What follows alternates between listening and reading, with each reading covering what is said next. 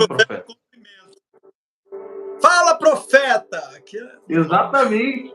Então, nisso, por mais que seja algo inofensivo, para alguém que não tem uma maturidade ainda em Cristo, e por acaso está buscando em Deus a confirmação daquilo que ela foi chamada, ela começa a ouvir isso repetidamente, a primeira coisa que ela vai achar é que ela é profeta.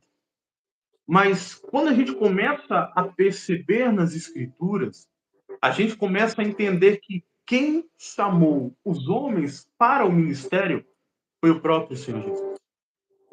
O profeta, ele recebe um encargo de Deus. O profeta, ele é chamado por Deus. Então você vai perceber que Jesus, ele concede dons aos homens.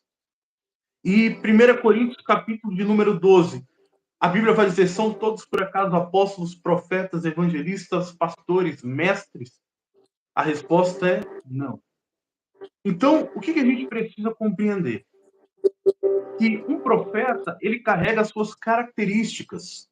Né? Uma vez eu lembro que eu estava orando e eu falei assim para Deus. Isso eu tinha o quê? Uns 16, 17 anos. Eu falei assim, Deus, o Senhor me chamou para quê? Qual que é o meu chamado? Qual que é o meu propósito? O que eu tenho que fazer? Qual que é a chama que queima dentro de mim? Eu lembro até hoje que eu estava orando e o Senhor falou bem assim, eu te chamei como um profeta. Não tinha lido sobre profetas, não tinha lido sobre apóstolos, evangelistas, pastores, mestres. Nunca tinha parado para estudar a respeito. E eu lembro que eu falei assim, Senhor, mas eu quero uma confirmação. Eu quero na palavra. E eu lembro que o Senhor me deu exatamente no livro de Ezequiel. E quando eu li aquilo, ao invés de eu me alegrar porque Deus tinha dito que eu seria profeta, a primeira coisa que eu fiz foi, o que o profeta faz? Qual que é a função do profeta? Porque eu sempre tive comigo buscar entender aquilo que Deus me chamou. E quando Deus disse que existia ali uma chama, um chamado para o profético, a primeira coisa que eu fiz foi buscar conhecer o que era o profético. E depois conhecer o que era a função de um profeta. A gente precisa entender que existem duas fontes. Primeiro, o ministério profético. Todos nós somos proféticos.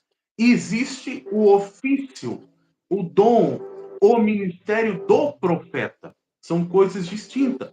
Você pode fluir profeticamente e não ser um profeta. Você pode fluir nos dons proféticos e não ser um profeta. Mas todo profeta opera dentro dos dons proféticos.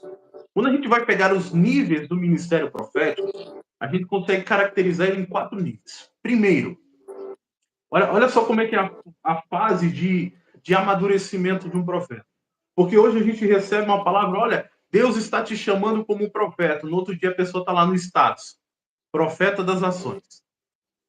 Mas ela não tem estrutura nem fundamento, que é o que nós mais encontramos nos dias de hoje, infelizmente. São pessoas que até carregam o chamado de profeta, ou se intitulam profeta, mas elas não têm o fundamento necessário nas Escrituras. Há uma bagunça naquilo, tanto que se refere ao profético como ao apostólico. E a igreja brasileira ela ainda está entrando nessa fase de alinhamento, tanto apostólico como profético. Primeiro veio a restauração da adoração na nossa nação para preparar o caminho para que o profético e o apostólico fosse restaurado. Então, existe dentro de nós uma sede de querer fazer algo para Deus. E a gente sabe disso, que todos nós queremos fazer algo para Deus, servir ao Senhor. Só que muitas das vezes nós nos movemos por emoções e não baseado naquilo que é a direção do Espírito. Então, quando a gente pega o ministério profético, o seu funcionamento, a primeira função que nós vamos ver, a primeira atuação que nós podemos dizer assim, são as profecias inspiradas. São profecias que são inspiradas pelo Espírito. São palavras... Porque quando a gente pega a profecia, a gente acha que a revelação veio, profetizou e pronto. A profecia ela funciona ligada a outros dons espirituais. Primeiro, a palavra do conhecimento. A palavra do conhecimento ela aponta para o passado e para o presente. A profecia é uma expressão vocal. A palavra do conhecimento ela vem no seu espírito.